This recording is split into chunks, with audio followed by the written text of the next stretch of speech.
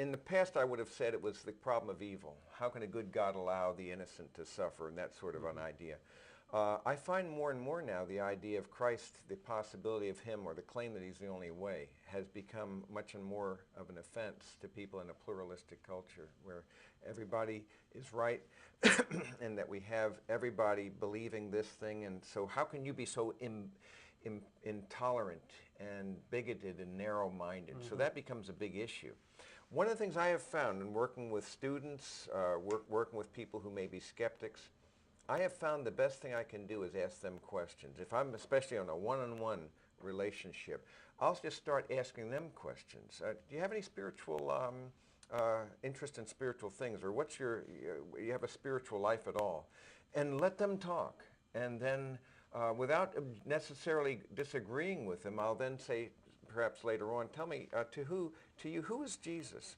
And what I want to do is help them pull out some things. So if I'm on a one-on-one, I find it far better, instead of me being defensive, for me to help them think through, because most people haven't thought through their ideas that they embrace. And by just gently prodding, not being adversarial, but lovingly asking them, that's interesting, if that's true, what about this?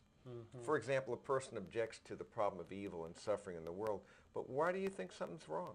So I'd ask them that. What makes a thing evil? And at the end of the day, if you keep pressing it hard enough, they don't have an answer for that. If you believe that we're all just a product of the impersonal and time and chance, there's no good, there's no evil. You can't turn an is into an ought. Yet we know better than that. And so as soon as you appeal to something as being evil, you're appealing to something that has to be an absolute for good. And so by just helping them and tease that out, I have found that to be, that dialogue, that Socratic method, to be very, very helpful. Now, there are basic questions you know you're going to be asked. I wrote a book called I'm Glad You Asked, because my experience is all the objections are combinations and variations of 12.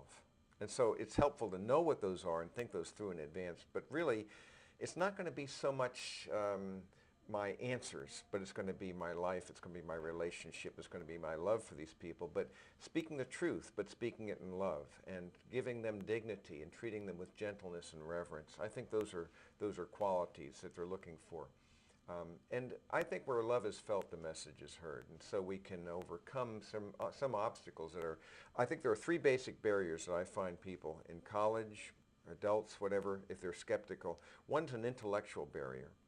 And my solution to that is to at least help them to realize that there are some clear answers that we can have, that these questions have been wrestled with before, and there are good answers to that. So I turn objections into opportunities to share the gospel. The second is an emotional barrier.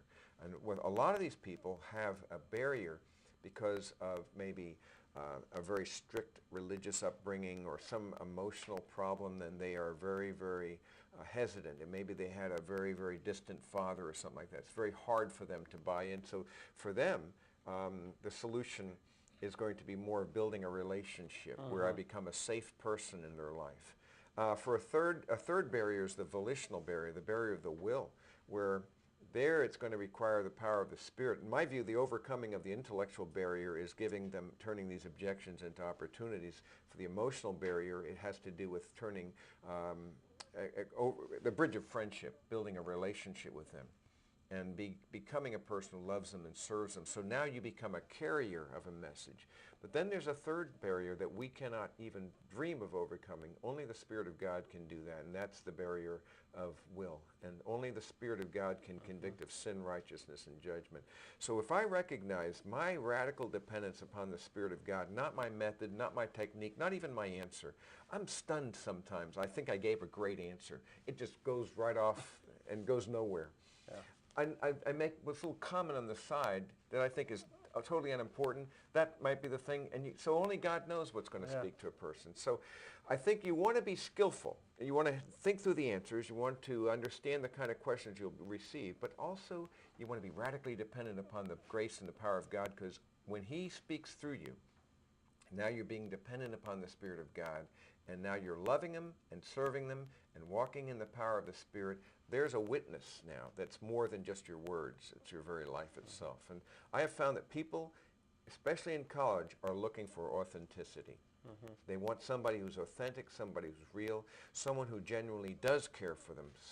And I think those kinds of things, then you become the message. You become, it's an incarnational faith. And when people see Jesus in you, that incarnational faith then draws them beyond and causes them to look beyond those barriers. And I think that's a powerful approach to take.